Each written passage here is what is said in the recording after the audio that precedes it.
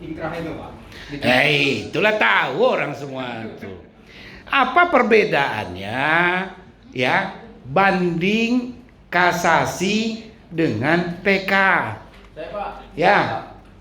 Kalau banding sama kasasi kan kita sepakat hampir sama. Tapi kalau PK itu adalah upaya terakhir dalam upaya hukum. Itu enggak perlu ditanya. Nyerah Pak. Nyerah kalian. Kalau pembanding dia bisa lepas pun masih bisa di. Nah itu dong. Coba dulu apa?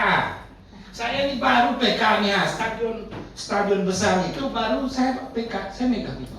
Kalau itu berhasil, saya dapat 4M. Karena sudah menang. Menteri Olahraga PK, Gubernur PK, semua PK. Catat dulu. Baru muncul setelah ada. Nah itu loh. Hah? Itu apa hukum namanya itu. Jadi PK itu ya bukan PK yang dijual di jalan tuh, ya sidang balik. PK itu kan sidang dulu. Apa yang tadi nggak ada tuh? Apa gunanya sidang?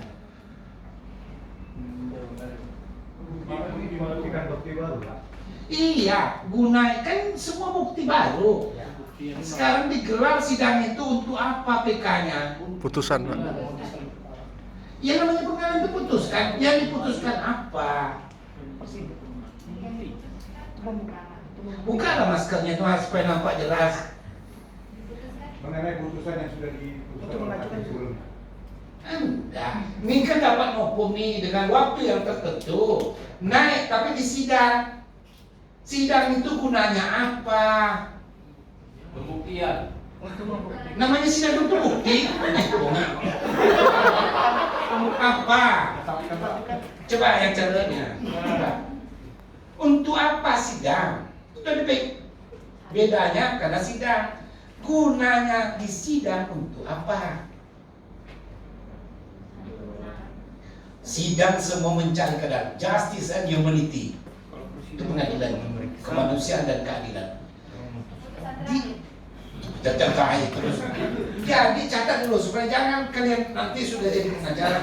Sidang itu gunanya adalah menentukan layak tidak layaknya nopung itu untuk diteruskan ke Mahkamah Agung sebagai PK.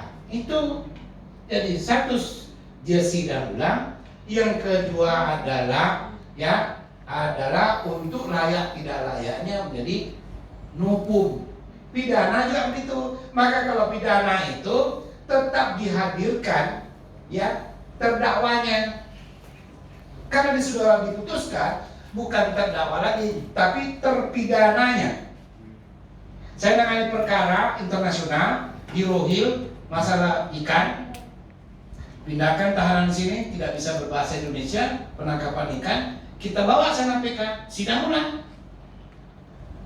Karena terpidananya sebagai terdakwa di situ dia wajib dihadirkan. Saya garing dia karena saya pinjam aja polisi waktu itu dari narkoba untuk mengawal.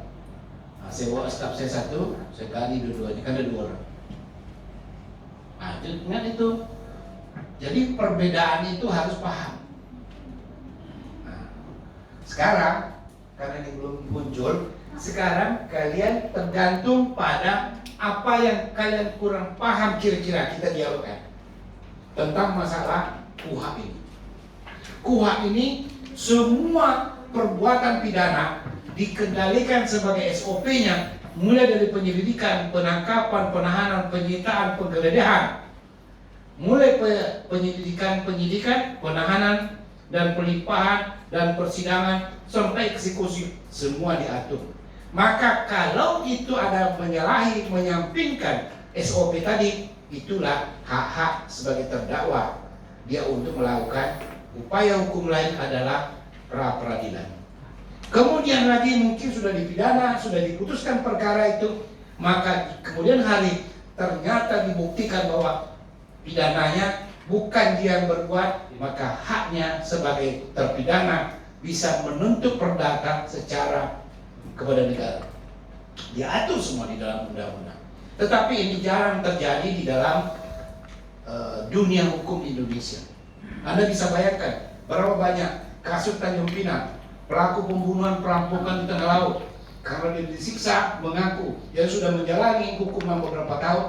Ternyata alibi berikutnya adalah pelakunya ditemukan, ya, dan mengakui persis sama, ya, bukti fakta-fakta yang terjadi di tengah laut di kapal perang itu, di kapal dagang itu. Akhirnya apa? Dibebaskan. Ketika ditanya, tuntutlah negara, hak Anda, nama baik Anda, reputasi Anda, bersyukurlah. Ini cobaan buat saya. Inilah satu tindakan. Bisa? Oke. Yep. Silakan bertanya yang kira-kira